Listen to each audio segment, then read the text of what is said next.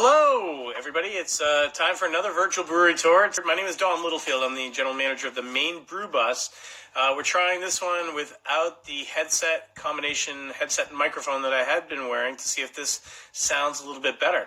We're going to be joined this hour by Richard Ruggiero, not sure. We're going to find out. He is the founder of Liberator Brewing Company, which is in Rockland, Maine. And we're super excited that these are going to be available later on as videos that you can watch on YouTube as well as on our website. And then you'll be able to also listen to these as podcasts. So our producer behind the scenes, Greg Klein, is going to be capturing these and going to be uploading these so that these can be listened wherever you find your favorite podcasts, as this is a good way for us to connect with the people that are looking for information about Maine's breweries. Yes, they're looking at this time right now, but they're also looking to know more about these companies that they didn't know about.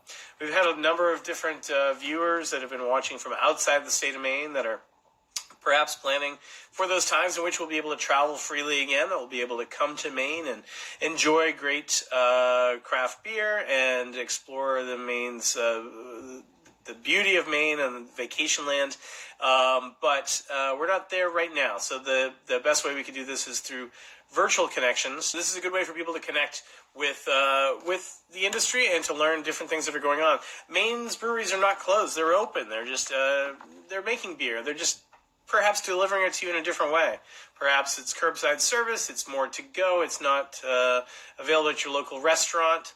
But it's still here. The industry is very vibrant, very alive, and that's that's one of the messages that we've been getting loud and clear. It dates back to the 1990s.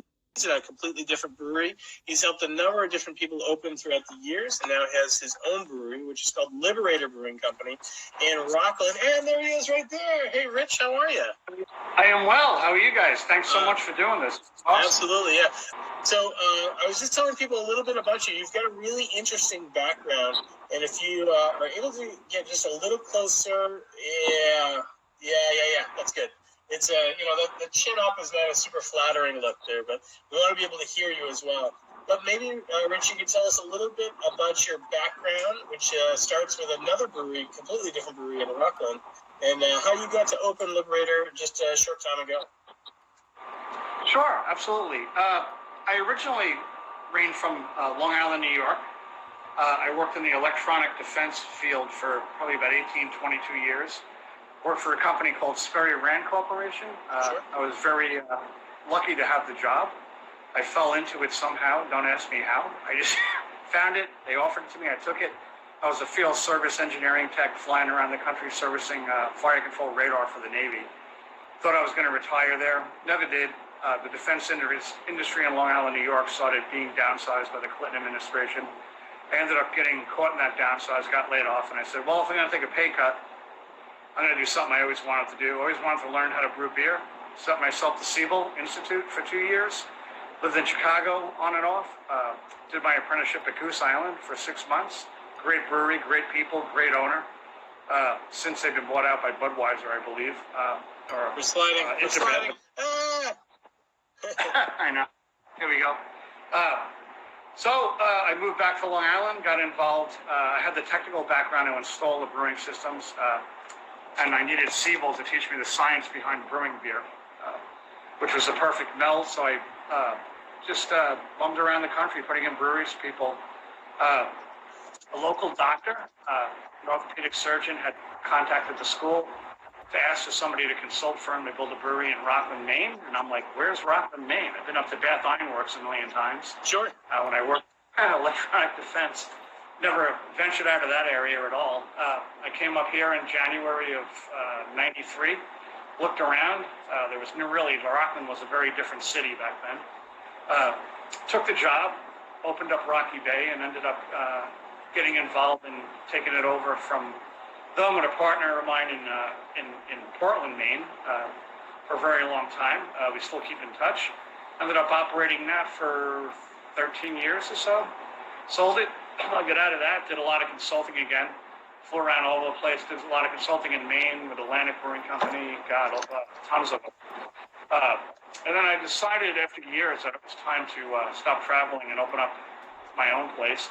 Except I didn't want to do anything big like a factory like I had, relying just solely on wholesale and possibly a tasting room. I wanted to do something more small and personal. So we decided to take over the building where Maine Boats, Homes, and Harbors is. The bottom floor was a bunch of different stuff over the years. Restaurants, farm-to-table places, cafes. And we came in, and Maine Boats and Harbor people were great, very accommodating. They helped us out a lot to get in here. Changing codes around in Rockland, had no code for a brewery tasting room, even though the state gives you a license. But we got that all worked out. We're here. We're actually a nano, what's considered a nano brewery. 2-barrel system, 68 gallons at a time, very, very small. We're sliding again. Excuse me? We're sliding again. The camera's sliding again. Keeps doing that. There you go. There you go. So we're very small. We do very little wholesale. In the summer, we have a few accounts at local restaurants around the area. As you know, Rockland is a very, very, very seasonal, tourist-driven area. In the winter, we built our business plan around having a very, very strong local hold here, which we do. And the locals have been extremely supportive over this crisis. We do a growler take-home program at the moment, which has been extremely well supported, more supportive than I could have actually ever believed. So thanks to the town of Rockland and all the locals that live here for supporting us. It's a blessing in these uncertain times that are going on right now at the moment. But yeah, that's pretty much my story. It's quite a story, though, Rich. It's funny because I was pretty sure I hadn't met you, but I was around those times in Rocky Bay, and I'm friends with John Swan, and I have gone up there a number of times, so I probably have met you at some point and just never pieced it all together. Probably. But that's kind of fun. The name Liberator has a special meaning to you, and so tell everybody where the name comes from. Originally, it wasn't going to be called Liberator Brewing Company. We were going to do a nautical theme, and then our finance economical company, which is CEI, was very supportive. I had two separate business plans. After my dad passed away, I was taking care of him on and off for about 6 years. When he passed away, I knew he was in World War II for a Liberator bomber for 4 years, and then got out of that and became the vice president of procurement for the Navy for 40 years. When he passed away, we were cleaning out his house to get it ready for sale and found all these pictures of when he was over in England with this bomber and all these people. And so one of my friends, who's our graphic artist, said, why don't you just call it Liberator? It has a story behind it. It's a lot more solid than doing the nautical thing. So that's a great idea. So I presented it to CEI. And CEI is like a think tank. Yeah. They're not like a bank. So they look at your business plan, and within 5 minutes, my financial advisor that counseled me for 3 months said, if you do Liberator, we'll give you the money. Everybody raised their hand in like 2 seconds. They love the idea. So yes, it has a strong story about it. We're all about, like some people get held on us that we're all about World War II. We're not. We're about transportation and aviation from that era and beyond. After a little while, if you go around the tasting room area, you'll see that. Yeah. But that's pretty much the story in a nutshell of how we did this. So. I think it's fascinating. My father also served in World War II. He was anti-aircraft through the Army. But when I read the original story and I thought about the B-24s, which were notoriously difficult to fly, they built over 18,000 of them. They weren't universally loved. They were difficult, and I just love that you were able to connect that to family memory and to make it something that you could appreciate going on. Rich, I should have asked you from the get-go. Do you have something in your glass? Could you share with us what you're drinking in your glass? I do. I'm actually drinking our flagship winter beer, which is our Scottish ale, named Headwind. It's extremely malty, very smooth, but a slightly clean finish. There's quite a few specialty malts in here. There's heather, there's biscuit malt, and quite a generous amount of Munich malt as well. And we use a special yeast strain. One of the things about being small, it's kind of like a catch-22 situation. It enables you to make many different beers at many different yeast strains. It also enables you to buy small lots of ingredients from local Maine companies, and that's what we're all about, supporting other local Maine companies that are like us, like Blue Ox Malt. We buy all our grain from there. On the other side of the coin, it's a 2-barrel system. It's a pain to keep up. And it's also, you're never going to do a huge volume of beer. But however, to me, it's a lot more forgiving than owning a big factory type brewery. It's a lot more fun. I mean, I'm 61 years old, so I'm looking for something to bring me into my retirement years. Owning a brewery in retirement, kind of like, you kind of weigh that out. But Yeah. I keep getting out of it for a little while and getting some other jobs, and it always brings me back in. This is what I love to do, and it makes me happy to be here and actually do this. So that's what I'm going with. That's fantastic. I wasn't able to get any of your beer. I'm actually on official quarantine. I traveled to Ireland last week, so I got something that means a lot to me. So I'm enjoying Fry's Leap IPA from Sebago Brewing Company. If this was a normal time, I'd be sitting at one of their pubs right now enjoying this particular beer. Yes. So cheers to you. Clink. There we go.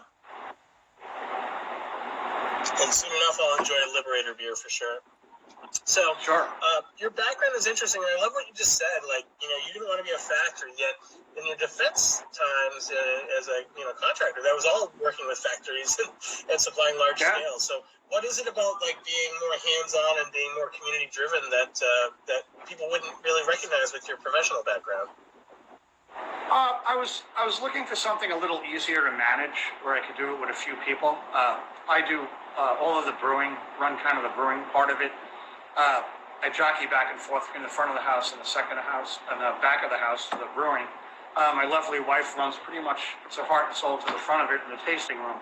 So it's pretty much just the two of us. It has more of a local connection and a soul to it than a lot of the bigger breweries that I've had or worked in. I felt, and it has more of a connection to the local community. As far as giving back to the local community, we get involved in a lot of charity stuff around here. Yeah. That gives back to the local community. We buy local ingredients. I'm able to try all these different things, different beers, from buying all these small ingredients products. The other issue is being a small brewery, your cash flow doesn't allow you to buy huge lots of ingredients or growlers or glassware. So you're paying more for it at the same time. However, it is more of a fun side of the brewing business and more of a personal side of the brewing business, which is what I strive for, and one of the reasons why I got into it in the first place. It's a very friendly business. I'm amazed during this emergency shutdown of all the other breweries that are helping everybody out. Everybody's sharing information. Everybody's like, hey, use my bottling machine. I'll keg this for you, do that for you. It's just an amazing community of support. The Brewers Guild has done an amazing amount of part for us and has pushed us on our way and is still going. The state has laxed up some of the laws for us. I mean, it's just an amazing community of people that get involved in this. And it's just such a happy feeling and such a personal feeling. And the community itself here has been, like I said before, amazingly supportive. And it's just amazing that this whole thing has been put together like this. Amazing. Hopefully this won't last forever or months or 6 months. It'll be done, and we'll nail this down and get everything reopened shortly. Yeah. To where we can get back to where we were. Let's talk about that. When were you first made aware that there are going to be significant impacts to your business model coming, and what are those changes that you've made, and how are your customers reacting to those? Yes, obviously we're shut down to on-premise consumption of any type kind. We do allow people to come in here, 8 people at a time, and the only thing we're doing right now is we changed our business model to beer to take home. We only do growlers. We don't do cans or bottles. We're starting to get involved in bottles probably in the next couple of weeks.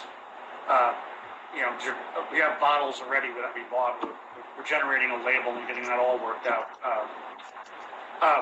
A lot of the stuff we did recently was geared towards Maine Bicentennial. As I don't know if anybody knows, but Rockland was designated as the head of the whole bicentennial, which was March 15th of 200 years of Maine separation from the Commonwealth of Massachusetts. So one of the huge celebrations is going to be right on Harbor Park, which is right across the street from us. So we said we're going to come out with a beer, or 2 or 3 beers for and call it 1820 Statehood Ale. And then we make a lager as well for that. So instead of coming out with those on June 3rd is when the celebration is, we came out with them now. So now we're utilizing these bottles, trying to fill those and get those out, not wholesale, but to the public, as well as our growler take-home program. We do curbside delivery. Yeah. It's something I never thought that we'd ever get involved in. And we're looking into doing take-home delivery as well. We're kind of not staffed up for that, but we're still looking into that. So, you get a cone right out front. I like how you credited the city of Rockland. You're like, I got a cone out front. Just pull up. Just hang here for 5 minutes. I'll see you eventually. I'll come out. So that's right. Yeah. You know, I mean, it's amazing how. I mean, one of my bad/good traits is I'm one of these people that don't give up. Hence the slogan on the back of our glass there. So that's backwards to us. If you could read that, that'd be great. It is love what you do, never surrender. So, love what you do, never surrender. That's great.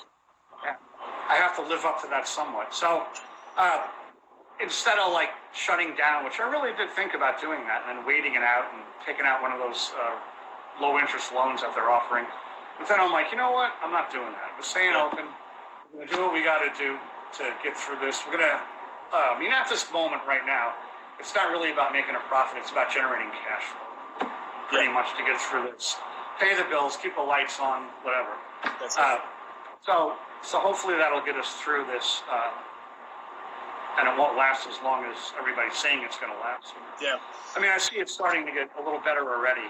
So hopefully the town and the state will let us open up on a temporary basis to customers and limit the amount of population that can come in our building, and also limit our hours. So as things ramp down with the coronavirus. Yeah. And things of that nature. So we'll have to see how that plays out. I mean, that would be great. I don't think we're there yet, but that'd be great. Before I tell everybody who we're talking to, I want to get the proper pronunciation of your last name. How do you say your last name? How do I spell it? No, how do you say it? Or how do you pronounce it? It's pronounced Ruggiero. I was fairly close. We're talking with Richard Ruggiero of Liberator Brewing Company. They're in Rockland, Maine. And you're watching the virtual brewery tour from the Maine Brew Bus. My name is Don Littlefield. I'm your guide today. And so I was saying Ruggiero. So I was fairly close. I just was flipping those eyes again. So you and Karen's your wife, yeah. So you guys have been really, making sure that everything's been going well there. And you've mentioned that it's a small shop. So let's take a look around if you're able to kind of show us around by picking up your phone, and you can just reverse the image by hitting the arrows there on the screen, and we'll see it from the other side. So you can take us around the brewery a little bit. I will do that, absolutely. You want to see the tasting room first or the brewery, or does it matter? It doesn't matter, your choice. Excuse me? It's your choice, whatever you prefer. Okay. I have to switch the camera around, correct? Yep. Just hit those arrows, and it'll switch the lens. Yeah. What happened then? Nothing yet. Huh. Do I have to go back into my camera settings, or can I do it from just here? The arrows that are on the bottom right of your screen, most likely. Oh, yeah. There we go. Perfect. Show us around. Sure, let's go into the tasting room. The brewery comprises about 350 square feet. I had to stay under 1,000 feet for the fire marshal occupancy for our tasting room. Right. So we expanded the brewery space slightly, but right now you're looking at our bar area tasting room. As one of the dogs I had as a pet in Rocky Bay. That was, right on. So here's all the beers we have on tap at the moment. So this is not reversed, so we can actually see this.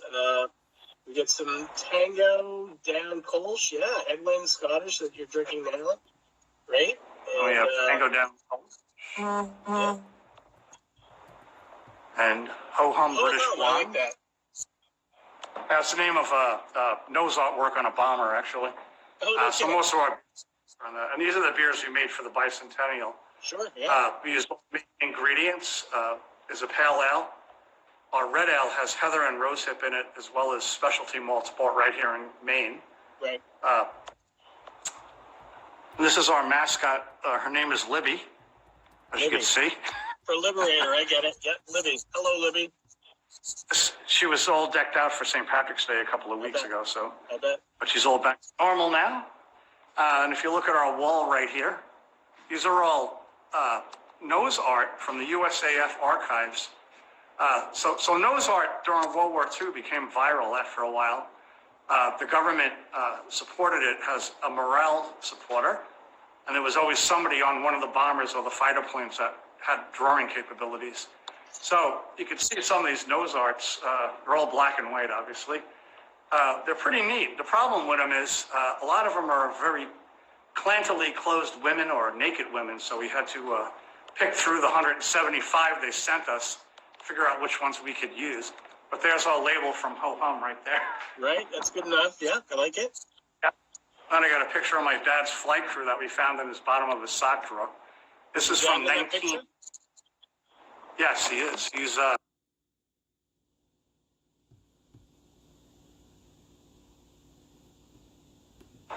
let's turn it around again. There we go. Yeah, point him out to us. It's right there.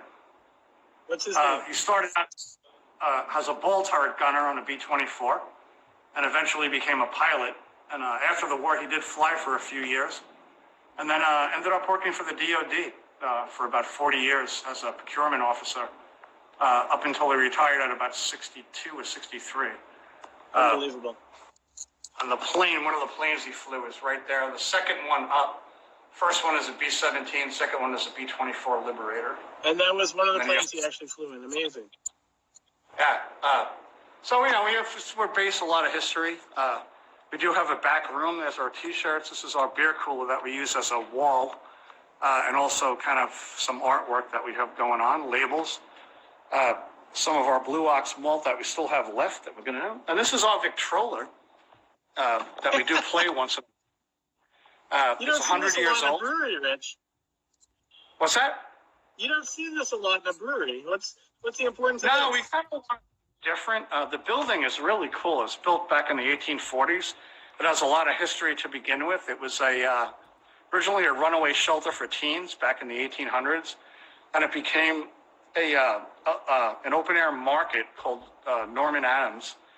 And then eventually NB&A bought it when they moved into Rockland and turned it into apartment buildings for their bigwigs from Delaware.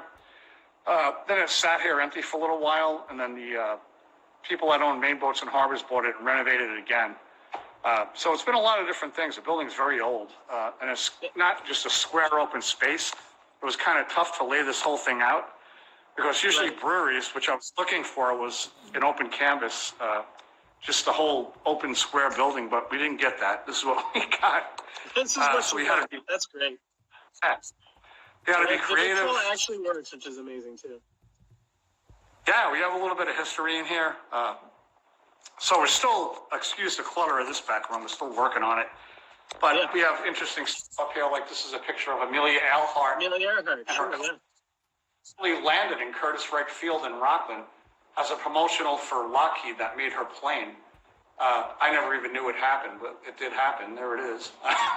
You have the picture right there. That's great. Yeah, it's great. So this is a cool little private room that people could come in here with their family, kids, play. We have a Nintendo. We have all these games that are going on. And then we're back into the brewery almost. This is a hallway to the kitchen, bathroom. And this is the brewery. It's very small. So there's our 3-vessel traditional brew house. Hot liquor tank, mash tun, and then boil kettle. The little kettle you see on the bottom is what's called a grant, or a hop back as well. And then we have 2 fermenters. These fermenters have a huge history. They were originally in Canada. They were purchased by a brewery in Bar Harbor.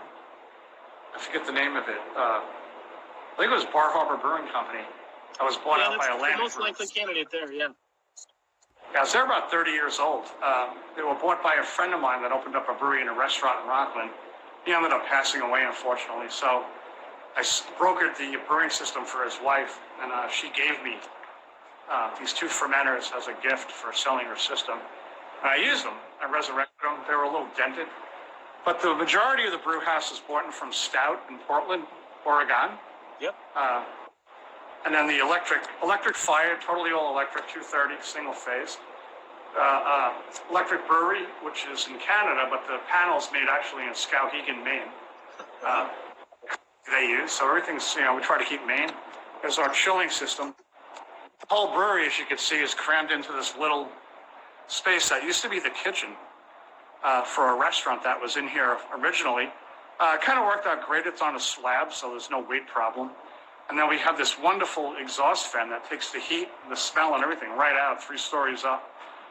You can come in this building and there's no heat in the summer or anything. It just works phenomenal. So, in the end, it worked out.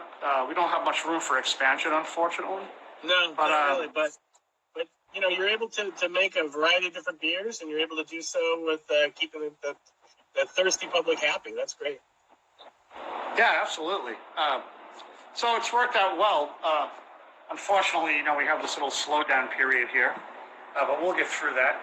And then it's on to big things. Yeah. Let me ask you a question. You're a farm sustainable brewery. You've got a license for that. What does a farm sustainable brewery actually mean? The farm sustainable brewery was through CEI. Was really its real term is locally sustainable. So we signed a contract with them to get, and they give us like 0.25% interest off our loan to agree that we're going to buy as much as we can ingredients from the state of Maine. CI finances Blue Ox malt and big money into that. So it's up to their best interest to do something like that for you. So that's what we do. We deal with mostly local companies. Like we make a stout, and we do it in conjunction with Bixby Chocolate, which is in Rockland. Yep. Now, Bixby Chocolate isn't somebody that just makes chocolate. They go into these different countries all over the world and look for these local natives that harvest these cocoa nibs. So we use their raw cocoa nibs in our stout to make this chocolate stout, and it's wonderful. It comes out velvety smooth. It's like chocolate layer cake. It's one of our best-selling beers in the winter and fall. So we try to do everything with local people. There's a hop farm right in Lincolnville that we deal with once in a while. All our malt, again, is bought from Blue Ox Malt. So it's kind of neat to be able to do that, watch these small companies that are starting off grow with us and give back to the local community as much as possible. And that's what I love about being small, is you're not worried about getting your beer out to market. You're worried about getting people in here to drink your product, enjoy it, enjoy the atmosphere, enjoy your company, and make the whole thing roll, and then eventually branch out into the market just locally. Yeah. So that's what we're all about. That's great. We're talking with Richard Ruggiero. How do you do? Ruggiero, you got it. Close enough. Liberator Brewing Company in Rockland, Maine. This is a virtual brewery tour. I want to give a shout out to a few people who have joined us. Bob O'Brien from Portland is a friend of ours. He loves the old stuff, and so he loves the fact that you're bringing the history and sort of tradition into a modern brewery, which is great. I saw our Carla Lauder, who's the beer babe. She joined, and our friends Alex and the team down at Earth Eagle Brewings in Portsmouth, New Hampshire, joined as well. Bob O'Brien says he feels a road trip coming on. He's an avid biker, so maybe that's a bike road trip, which I'm sure would be great. You mentioned a couple of times CEI. So CEI is kind of an innovation and investment agency of sorts here in Maine, helping rural regions, not just in Maine, but also around the country. So you can learn more about that at ceimaine.org. And so let me ask you, this is obviously what you're facing now is not part of your business plan. So how are you and how are Karen doing emotionally with all of this, these changes that have come on? It's affected your trajectory, but how are you dealing with it? We're actually doing okay. Like I mentioned before, in this time, it's all about generating cash flow, not a profit, which is, I've been in the brewing industry a long time. I've seen a lot of stuff, not something quite as big as this, but, we'll get through it. Emotionally, we're doing fine. Her kids are all grown up. They're on their own. They're doing great in Rhode Island and Massachusetts. So we don't have any kids at home. It's just her and I and our pets. So I'm actually spending more time here than when we were open, trying to come up with creative ideas to do things and, get the beer out there and please customers. We're actually open. We usually close Mondays and Tuesdays. Our traditional hours are Wednesday through Sunday. So we're opening up whenever I can get down here to open up. We're opening on Mondays and Tuesdays, stuff like that. I noticed that. Doing our growler take. Yeah. Doing our growler take home program and constantly, coming up with changing ideas. There's one thing that's constant in life, and that's change. Yeah. And you either embrace it or you get scared of it. We choose to embrace it, and that's my plan: is to just keep carrying on and keep going as long as we can. I mean, like I said, I'm one of these people that just don't give up. That could be a bad trait and a good trait. In this part, I guess it's a good trait somewhat. So we're just going to keep going on and coming up with different ways to get the beer out there. We're getting a little low on growlers. We're trying to order some more. The state's relaxed the laws a little bit, so we can do a little different things, which is great. We're going to try to get into bottles in the next week or so we'll be doing that to go. No wholesale or anything. We're not going to be in any markets, but just to satisfy the local community for the demand and supply of our beer. Yeah, because you were really you were a taproom model. You weren't really a retail distribution model. So you have to flex and you have to get creative with that. And it sounds like you've got some good ideas to do that. And I was really impressed with the growler take home. Basically, you're saying, I want to get beer to you, and I have beer to get to you. So just it's just the beer. Like, don't worry about the glass. Let's just come in and we'll get you the beer, which I think is a great way to do that. And you mentioned extra hours because you're there anyway. You had opened up some extra hours yesterday, and you're not normally open today, but here you are. If somebody knocked on the door right now, you take care of them, I'm sure, from a distance. And so I think what you're doing is really great. You're getting creative. You're supporting your community in new ways, and I think that's really the message that we're trying to send here, is that Maine's breweries are not closed. They're open. They're just they're getting the product to you in different ways. A couple of comments we have here. McBlyne says support each other, which is true. Absolutely agree with that. We saw our friends from Funky Bow, who we talked to yesterday. They had come in earlier. And I think really, Rich, what you're doing is you're living up to your motto. Love what you do, never surrender. Absolutely. How can our viewers best support you at this time? Can they order stuff online? Do you have gift cards, merchandise available? Do they have to get to Rockland, or are there other ways they can support you right now? Well, unfortunately, we don't have much of an online sales process yet. Being a startup, a year and 3 months old, we're getting bombarded with all the stuff that we should have done on the post side of it.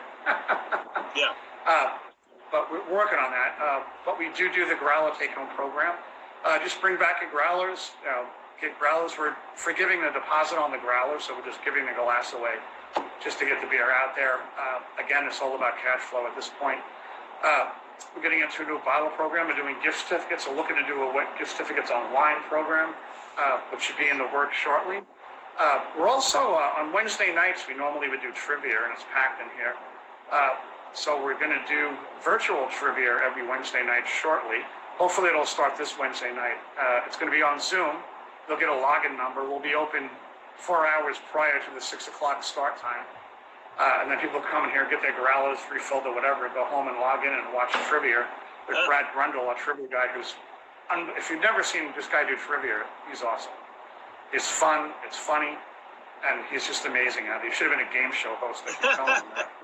That sounds fun, and all online. People can do that from the comfort and safety of their own homes. So that's great. Absolutely, and, so we're going to try that out as long as we have to do it.